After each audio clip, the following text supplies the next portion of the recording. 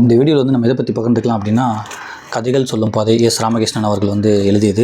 இதுக்கு முன்னாடியே இந்த புத்தகத்தை பற்றி நம்ம நிறைய வீடியோஸ் வந்து அப்லோட் பண்ணியிருப்போம். அப்போ வந்து சொல்கிற ஒரே ஒரு விஷயம் என்னென்னா, இந்த புத்தகத்துலேருந்து யாருக்கு ரொம்ப கற்றுக்கலாம் அப்படின்னா, இந்த இளம் எழுத்தாளர்கள் அவங்களுக்கு வந்து இது ரொம்ப முக்கியமான ஒரு புத்தகம். ஏன்னா எப்படிலாம் வந்து கதையோட பின்னல்கள் இருக்கும், எப்படி ஒரு கதையை ஆரம்பிக்கலாம், எந்த மாதிரி கதையெல்லாம் வந்து நம்ம தொடலாம், அது மாதிரி ஒரு விஷயத்தை வந்து எப்படி மறைமுகமாக சொல்லிவிட்டு கிளைமேக்ஸில் எப்படி வந்து ஒரு சஸ்பென்ஸை வந்து வாசகர்களுக்கு வந்து இருக்கிற மாதிரி பண்ணலாம். அதுக்கப்புறம் வந்து எழுத்தாளனுக்கு வந்து அந்த கதை எவ்வளோ முக்கியமோ அதே பங்கு வந்து வாசகனுக்கு முக்கியம், அவனையுமே நிறைய விஷயத்தில் சிந்திக்க வைக்கணும் அப்படின்னு சொல்லி இந்த மாதிரி நிறைய விஷயம் வந்து இந்த புத்தகத்தில் இருக்குது. ஏன்னா இந்த புத்தகத்தில் வந்து மிக சிறந்த எழுத்தாளர்கள், சாகித்ய அகாடமி வாங்கின எழுத்தாளர்கள், நோபல் பரிசு பெற்ற எழுத்தாளர்கள், ரஷ்யா அந்த மாதிரி அங்கே உள்ள உலக புகழ்பெற்ற எழுத்தாளர்கள் அவங்களோட படைப்பெல்லாம் எல்லாமே இங்கே மென்ஷன் பண்ணியிருப்பாங்க. அதே மாதிரி அவரோட சிறுகதை ஒன்று எடுத்து இங்கே வந்து மென்ஷன் பண்ணியிருப்பாங்க. அதுக்கப்புறம் எஸ்.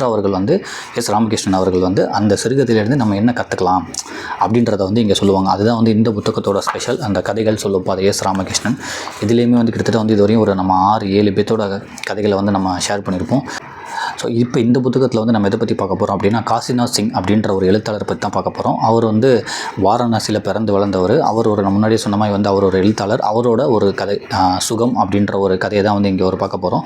நம்மலாம் வந்து சின்ன அற்பமான விஷயம் நினைப்போம், அது வந்து மற்றவங்களுக்கு வந்து எவ்வளோ முக்கியம் அப்படின்றதான் வந்து இந்த ஒரு கதையோட முக்கியமான ஒரு கரு. என்னென்னா வந்து சில விஷயத்தை வந்து நம்ம ரொம்ப அசால்ட்டாக வந்து விட்டுருவோம். இப்போ நம்ம மெய்யழகன் படம் பார்த்துருந்தா தெரிஞ்சிருக்கும், ஒரு சின்ன சைக்கிள் வந்து ஒருத்தவங்க லைஃபே வந்து பெருசாக மாற்றிருக்கும். அதுமாதிரி நம்ம லைஃப்பில் வந்து சின்ன விஷயத்தை வந்து நம்ம ஈஸியாக கடந்து போயிருப்போம். அது வந்து ரொம்ப காலம் கழிச்சு தான் வந்து நமக்கே தெரிய வரும். அந்த மாதிரி ஒரு விஷயம் ஒருத்தருக்கு வந்து ரொம்ப பெருசாக தெரியுது, ஆனால் மற்றவங்களுக்கு வந்து அது வந்து பெருசாக தெரியவே இல்லை. அப்போ தான் இவரே உணர்றாரு, இந்த விஷயத்தை நம்ம இதுக்கு முன்னாடியே நமக்கு இது தோணலை அப்படின்னு சொல்லிட்டு. அதுதான் வந்து ஒரு முக்கியமான கரு இதில் இந்த சுகம். காசிநாத் சிங் என்ற ஹிந்தி எழுத்தாளரின் சுகம் என்றொரு சிறுகதையை இன்று வாசித்தேன். காசிநாத் சிங் வாரணாசியில் வசித்து வருகிறார். வயது 81. காசியில் பிறந்து வளர்ந்தவர். அன்றாடம் மாலையில் இலக்கியம் பேசுவதற்கு கங்கையின் படித்துறைக்கு வந்துவிடுவார். சக எழுத்தாளர்கள், வாசகர்கள் என்று ஒரு குழுவே அங்கே கூடிவிடுவார்கள். ஒன்றாக தேநீர் அருந்தியபடி உலக விஷயங்கள் பற்றி பேசிக்கொள்கிறார்கள். காசி நகரின் தொன்மையும் அதன் மாற்றங்களையும் பற்றி விரிவான நாவல் ஒன்றை எழுதியிருக்கிறார். இவரது கதைகள் தொலைக்காட்சி தொடராக வெளியாகி இருக்கின்றன. சுகம் என்ற இச்சிறுகதை அற்ப விஷயம் என உலகம் நினைக்கும் ஒன்றை பற்றியது. மற்றவர்களுக்கு பொருட்படுத்தத்தக்க விஷயமில்லை என்பது எழுத்தாளனுக்கு எவ்வளவு முக்கியமாக இருக்கிறது என்பதற்கு இக்கதையே உதாரணம். ஸோ மற்றவங்கள்லாம் வந்து ரொம்ப ஈஸியாக எடுத்துக்கிற விஷயத்தை வந்து ஒரு எழுத்தாளனுக்கு வந்து அது எவ்வளோ முக்கியம் அப்படின்றதான் வந்து இந்த கதையோட கருன்னு சொல்லியிருக்காங்க. அந்த கதையோட பேர், அந்த கதையில் வர அந்த கேரக்டர் பேர் வந்து போலோ பாபு. அவர் ஒரு தந்தி அலுவலக குமாஸ்தா. அவர் பணியிலிருந்து ஓய்வு பெற்று சில நாட்களே ஆகிறது. அந்த போலோ பாபு, அந்த பாபுன்றவர் வந்து ஒரு அலுவலக குமாஸ்தா. கிட்டத்தட்ட அவர் தான் வந்து இந்த கதையோட வந்து ஹீரோ. இந்த சுகம் அப்படின்ற ஒரு கதையோட காசிநாத் சிங் வந்து எழுதியிருக்குது. ஸோ அவர் என்ன பண்ணுறாருன்னா, அவரோட குமாஸ்தா பணியிலலாம் வந்து ஓய்வு பெற்றார். இப்போ வீட்டில் சும்மா தான் இருக்கார். திடீர்னு ஒரு நாள் வந்து காலையில் எழுந்திருக்கிறாரு. சூரியன் வந்து அவ்வளோ அழகாக தெரியுது. இவர் பார்த்துட்டு இவரால் வந்து அதை கட்டுப்படுத்தி உங்களுக்கு எப்போ இவ்வளோ அழகாக இருக்குது சூரியன், எப்பவும் பார்த்த சூரியன்மா இல்லையே, இன்றைக்கி இவ்வளோ அழகாக இருக்கேன்னு சொல்லிட்டு இதை நம்ம யார்கிட்டயாச்சும் போய் சொல்லணும்னு சொல்லிட்டு அவர் மனைவியை கூப்பிட்றாங்க. பார்த்தியா அங்கே என்ன தெரியுதுன்னு. அங்கே பார்த்தா ஏதோ கழுதைங்கெல்லாம் ஓடுற மாதிரி தெரியுதுன்னு சொல்லிட்டு ரொம்ப யதார்த்தமாக பதில் சொல்லியிருக்காங்க. உனக்கு என்ன தெரிய போது பாரு, எவ்வளோ சூரியன் எவ்வளோ அழகாக உதிச்சிருக்கு பாரு அப்படின்னு சொன்னோன்னே அவங்க வந்து, இது எப்போவுமே பார்க்குறதானாங்க, நீங்கள் இன்றைக்கி தானே பார்க்குறீங்க, நான் எப்போவுமே இதை பார்த்துக்கிட்டு தானே இருக்கேன், அது எனக்கு ஒன்றும் புதுசாக தெரிலன்னு சொன்னோன்னே அவர் ரொம்ப கஷ்டமாகப்படுறாரு. என்னடா அது நமக்கு இவ்வளோ பெரிய விஷயமா தெரியுது, இவங்க யாருமே அந்த சூரியனோட அழகை வந்து யாருக்குமே தெரிய மாட்டேதுன்னு சொல்லிட்டு நடந்து வெளியில் போகிறாரு. பார்த்தா அவங்களுக்கு அந்த இலக்கிய கூட்டங்கள்லாம் அந்த இருக்குல்ல, எப்போவுமே அந்த ஃப்ரெண்ட்ஸுங்களாம் இருப்பாங்கள்ல, அங்கே போய் உட்காந்துட்டு சரி நம்ம உடனே ஆரம்பிக்க வேணாம், கொஞ்சம் நேரம் கழித்து இந்த கதையை ஆரம்பிப்போன்னு சொல்லிட்டு எல்லாமே ஒரு கதையாக வந்து ஆரம்பிக்கிறாங்க. சில பேர் வந்து சில விஷயத்தை ஆரம்பிக்கிறாங்க. இவர் என்ன பண்ணுறாரு, லேசாக வந்து இதை ஆரம்பிக்கிறாரு. இன்றைக்கி சூரியனை பார்த்தீங்களா எவ்வளோ சூப்பராக இருந்துச்சு அப்படின்னோடனே யாருமே அங்கேயுமே கண்டுக்கலை. அந்த குரூப்பில் உள்ளவங்க யாருமே இதை பற்றியுமே கிடைக்கல. மறுபடியும் வந்து அவங்க விஷயத்தையே பேசுகிறாங்க. அவங்க வந்து அந்த மீன் பிடிக்கிறத பற்றி ஏதோ ஒரு பேசிகிட்டு இருந்திருக்காங்க, அதை பற்றியே கண்டினியூ பண்ணிகிட்டு இருக்காங்க. இவர் மறுபடியும் சொல்கிறாரு, இன்றைக்கி காலையில் சூரியனை பார்த்தீங்களா யாராச்சும்னு. அவங்க வந்து அதை பெருசாக கண்டுக்கவே இல்லை. அவருக்கு இன்னும் கொஞ்சம் ரொம்ப கஷ்டமாகுது. மறுபடியும் என்ன பண்ணுறாரு, அந்த குரூப்பில் வந்து ஒருத்தர் மட்டும் இவருக்கு வந்து ரொம்ப க்ளோஸு. அவரை தனியாக கூப்பிட்டு அவன்ட்டு ஒரு முக்கியமான விஷயம் சொல்லணும் அப்படின்னு சொல்லிட்டு அவர் என்ன விஷயம்னு கேட்குறாரு. இன்றைக்கி சூரியன் உதிச்சதை பார்த்தா எவ்வளோ அழகாக இருந்துச்சுன்னு தெரியுமான்னு சொன்னால் அவர் வந்து, இதெல்லாம் ஒரு விஷயமா, நான் தான் பார்த்துக்கிட்டு தான் இருக்கேனே, ஏன் இதை நினச்சேன்னா வந்து ஏதோ முக்கியமான விஷயம் வந்து ஒன்று சொல்ல போகிற போல் அப்படின்னு நான் நினச்சேன், அதெல்லாம் ஒரு விஷயமே இல்லை, இப்படி எதுக்கு என்னோட நேரத்தை வேஸ்ட் பண்ணுறேன் அப்படின்னு சொன்னோன்னே ரொம்ப கஷ்டமாயிடுறாரு. வீட்டுக்கு வந்துட்டு அவங்க மனைவிட்ட சொல்லிட்டு அழுகிறாரு. என்ன ஆச்சு இப்படி நான் சொல்கிறேன், யாருமே அதை பற்றி கண்டுக்க மாட்றாங்களே, சூரியன் ரொம்ப அழகாக இருக்கே, ஏன் யாருமே இதை கண்டுக்க மாட்றாங்க அப்படின்னு சொல்லி சொல்கிறார். அவங்க மனைவியும் வந்து அப்படி ஒன்றும் அதில் பெருசாக தெரிலங்கன்னு சொல்லி இவர் மறுபடியும் திட்டுறாரு. அதனால் மனைவி அழுகுறாங்க. மனைவியை பார்த்துட்டு அவங்க 2 குழந்தைங்களும் அழுகுறாங்க அப்படின்ற மாதிரி அந்த கதை முடியுது. பட் ஆனால் இந்த 4 பேர் அழுததில் வந்து இவர் ஒருத்தருக்கு மட்டும்தான் வந்து அந்த அழுவையில் வந்து கருணை இருந்துச்சு, மீதி எல்லாமே வந்து கருணையில் அழுவலை. ஏன்னா ஒரு மிரட்டனால இவங்க அழுகுறாங்க, இவங்க அழுகுறனால 2 பிள்ளைங்க அழுகுறாங்கன்னு சொல்லிட்டு அந்த மாதிரி ஒரு கதை முடியுது. ஒருத்தருக்கு வந்து ரொம்ப ரொம்ப முக்கியமாக தெரிஞ்சிருக்கு, ஆனால் மீதி யாருக்குமே அது வந்து பெருசாக முக்கியமாக தெரியல. அப்படின்றத தாண்டி இங்கே என்ன ஒன்றுன்னு சொல்ல வராங்கன்னா, அதே சூரியன் தான் இத்தனை வருஷமாக உதிச்சிக்கிட்டு இருந்திருக்கு, ஆனால் இவர் வந்து அந்த சூரியனை உதிக்கிறத கண்டுக்கிறதே இல்லை. ஏன்னா இவரோட அன்றாட வேலையில் வந்து அவ்வளோ பிஸியாக இருந்திருக்காரு. போகிறது வர்றது, வேலை பார்க்குறது, குடும்பம் எப்படின்னு இருக்காது. அவர் சுற்றி உள்ள எதையுமே வந்து அவர் குடும்பத்தை தாண்டி பெருசாக எதுவுமே யோசிச்சதே இல்லை. திடீர்னு ஒரு நாள் பார்த்துட்டு இப்படி சொன்னோன்னே யாருமே அதை ஒத்துக்க மாட்டாங்க. அப்போ தான் இவருக்கே தெரியுது, ஓ நம்மளே இது இத்தனை வருஷமாக இருக்கோம், நம்மளே இதை பற்றி பெருசாக யோசிச்சதில்லையே. திடீர்னு ஒரு நாள் நமக்கு இது அப்படி தெரிகிறப்போ கண்டிப்பாக நம்ம எப்படி இவ்வளோ அசால்ட்டாக இருந்தோமோ அப்படி தான் அடுத்தவங்களும் இருந்திருப்பாங்கன்னு சொல்லிட்டு தன்னை உணர ஆரம்பிக்கிறாரு அப்படின்னு சொல்லிட்டு அந்த கதை சொல்ல வருதுன்றதை எஸ்ரா அவர்களுமே பதிவு பண்ணுறாங்க. அதுலேருந்து சின்ன சின்ன விஷயத்தை மட்டும் நான் கொஞ்சம் வாசிக்கிறேன்.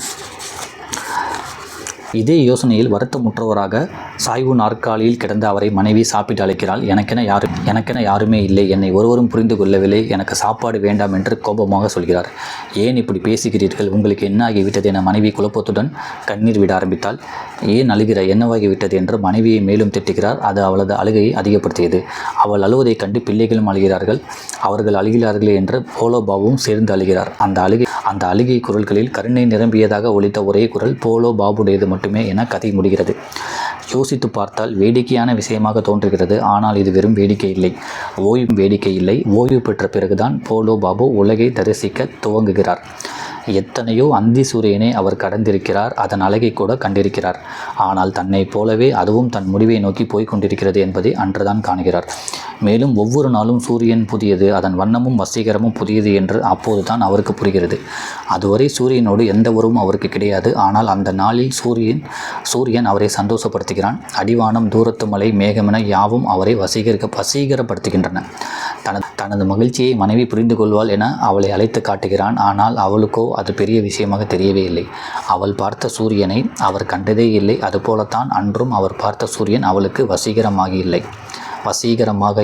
உலகில் ஒருவருக்கும் இது போன்ற விஷயங்களில் ஈடுபாடு கிடையாது என்பதை கண்டுகொள்கிறார். சூரிய கிரகணம் அன்றுதான் சூரியனை பற்றி நாம் நினைத்துக் கொள்கிறோம். மற்ற நாட்களில் வானத்தை நேர்கொண்டு பார்ப்பது கூட கிடையாது. எல்லோருக்கும் வாழ்க்கையில் பிரச்சனைகள், கவலைகள். யாருக்கும் இந்த பிரபஞ்சத்தின் பேரலுக்கு மிக்க காட்சிகளை ரசிக்க விருப்பமும் இல்லை, கவனமும் இல்லை. போலோ பாபு ஏன் அழுகிறார்? அது அவரது மனைவியின் அழுகை உருவாக்கிய எதிர்வினையா? இல்லை, அவர் இத்தனை நாட்கள் எதையும் அறிந்து கொள்ளாத மனிதனாக வாழ்ந்திருக்கிறேனே என நினைத்துதான் அழுகிறார். பணமும் பரிசு பொருட்களும் தான் சந்தோஷமா என்ன? இயற்கை தரும் மகிழ்ச்சி வேறு எதுவும் தந்துவிட முடியாது. ஒரு வகையில் அன்றுதான் போலோ பாபு தன்னை கண்டுகொள்கிறார், தன்னை புரிந்து கொள்ள துவங்குகிறார். தான் ஒரு தந்தி அலுவலக குமாஸ்தா இல்லை, தனித்துவமிக்க மனிதன், உலகை ஆராதிக்க வேண்டிய மனிதன் என்பதை உணர்கிறார். உலகம் அவரது மாற்றத்தை ஏற்றுக்கொள்ளாது, அவரை புரிந்து கொள்ளாது. தினமும் வருகிறது என்பதுதான் சூரியனின் மீதான சலிப்பிற்கு காரணம். ஆனால் ஒவ்வொரு நாளும் சூரியன் புதிது என பெரும்பான்மையோர் உணர்வதில்லை.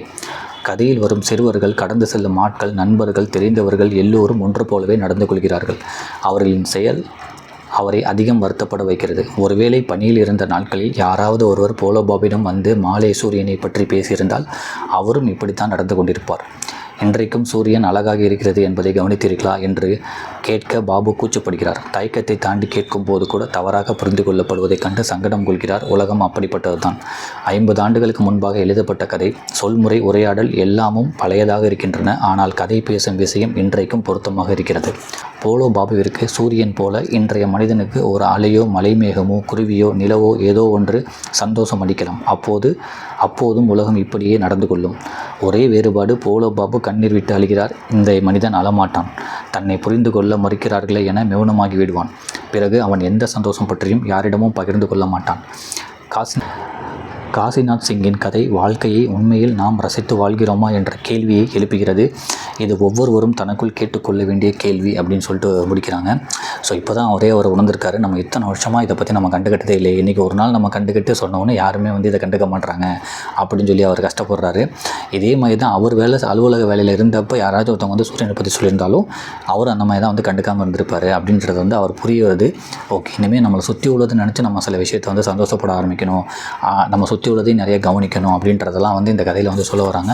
ஸோ ஒரு எழுத்தாளன் வந்து இப்படி கூட ஒரு கதை எழுதலாம், இப்படி கூட வந்து அந்த உணர்வுமிக்கமாய் ஒரு கதையை எழுதலாம் அப்படின்றது தான் வந்து இங்கே எஸ்ரா அவர்கள் வந்து இந்த கதையை பதிவு பண்ணியிருக்காங்க. அதோட எழுத்தாளர் வந்து காசிநாத் சிங் அந்தி சூரியன் அப்படின்னு சொல்கிறது இந்த டைட்டிலில் இருக்குது. இப்போ நான் சொன்ன கதையோட பேர் வந்து சுகம் அப்படின்ற ஒரு கதை. ஸோ வாய்ப்பு இருந்தால் இந்த சுகம் அப்படின்ற ஒரு கதையுமே நீங்கள் படிங்க. அந்த காசிநாத் இவரோட கதைகளுமே நீங்கள் தேடி படிங்க. இந்த புத்தகத்தை வந்து உங்களுக்கு டைம் இருந்தால் படிங்க. நன்றி.